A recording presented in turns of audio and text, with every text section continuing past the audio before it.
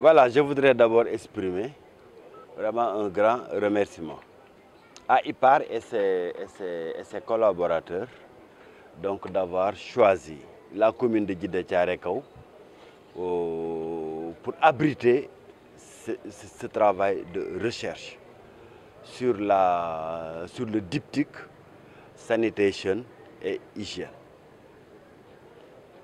Cette question, elle est importante et elle nous interpelle dans la mesure où Djiddah Thiaroye Kao fait partie en fait, du lot des communes dans le département de Pikine qui ne bénéficient pas d'un réseau d'assainissement de ONAS. Nous avons des réseaux individuels par les populations et les résultats de cette étude ont montré aujourd'hui le niveau extrêmement élevé d'exposition des populations par rapport aux maladies, notamment d'origine fécale, donc résultant donc de la proximité, en fait, de l'absence véritablement de réseau d'assainissement viable répondant aux normes sanitaires requises et qui se traduit effectivement par un taux de morbidité extrêmement élevé que nous constatons dans les postes de santé, notamment en ce qui concerne les maladies diarrhéiques. Ces résultats, ils confortent d'autres résultats que nous avons eus de par le passé, notamment sur la gestion des ordures, qui montre également le niveau qui avait montré le niveau d'exposition très élevé des populations. D'autres résultats que nous avons eus également sur l'analyse des eaux souterraines qui montraient également un niveau de contamination extrêmement élevé de toutes les sortes d'eau souterraines au niveau de la banlieue. Cette étude-là, nous l'avions faite avec une université canadienne. Cela veut dire quoi? Cela veut dire aujourd'hui que nous sommes interpellés, nous en tant que collectivité territoriale, donc ayant en charge donc, la santé, en fait, la gestion, une partie de la gestion de la santé des populations. Cela nous interpelle et c'est pourquoi, en rapport avec des partenaires, notamment Plan International, nous avions déjà entrepris la mise en place d'un réseau d'assainissement semi-collectif à travers des puisards. Cette expérience donc, a été quelque peu avantageuse et nous avons entrepris depuis cette année sur les fonds PACASEN donc de démultiplier l'expérience en améliorant donc, le niveau de conception donc, de ces puisards pour permettre donc, au maximum de populations d'accéder à ce type de réseau d'assainissement semi-collectif. Mais cette situation interpelle également l'État. Et je pense qu'il faut qu'aujourd'hui, l'Office national d'assainissement du Sénégal soit mis devant ses responsabilités. L'accès à un assainissement décent fait partie des objectifs prioritaires des ODD. Et le Sénégal est censé atteindre donc une couverture totale de sa population donc en termes d'assainissement à l'horizon 2030.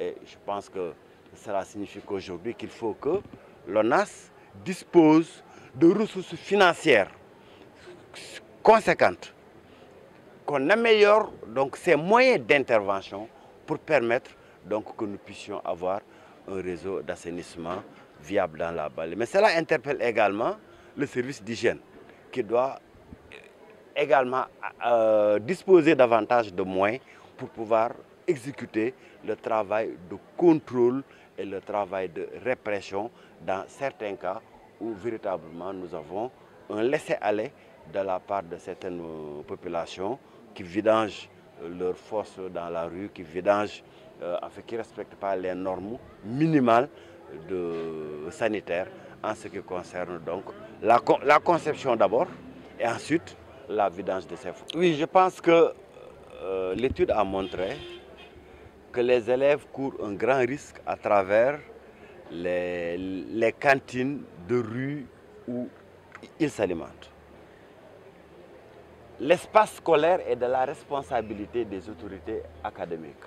Et ça signifie qu'en tant que municipalité, nous allons entreprendre des négociations avec les directeurs d'école, avec l'inspecteur d'académie, pour véritablement essayer de pallier donc, à cette situation en améliorant la qualité de l'offre, notamment avec des cantines aux normes ou mieux avec un peu l'érection donc, de restaurants scolaires si nous avons l'accompagnement des directeurs d'école.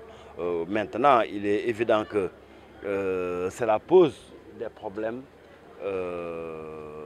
financiers au niveau de certaines familles, peut-être, mais nous allons voir donc avec une subvention de la collectivité territoriale comment il sera possible donc d'ériger ces cantines. En tout cas, nous avons retenu le principe avec l'école Cheikh Tidiane Anne grâce au dynamisme de la directrice de cette école.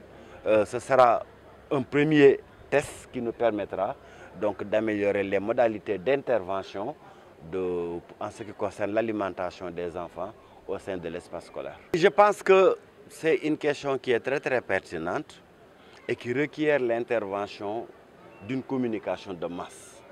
Je pense que de ce point de vue, c'est davantage les radios communautaires que vous êtes qui êtes interpellés, qui devaient porter le message au niveau des populations, en rapport avec le service d'hygiène pour mettre en place des normes de potabilisation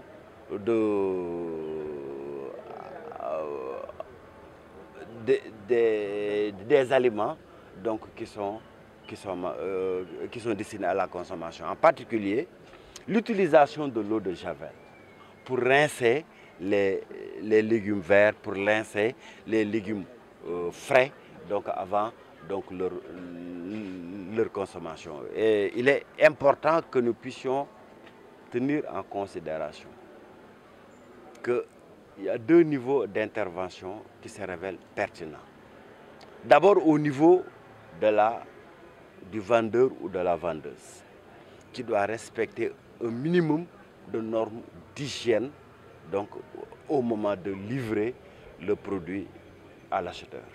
Ensuite, au niveau donc, du consommateur, qui doit respecter donc, des normes de nettoyage, de javelisation donc, des aliments avant de les consommer, avant de les cuisiner.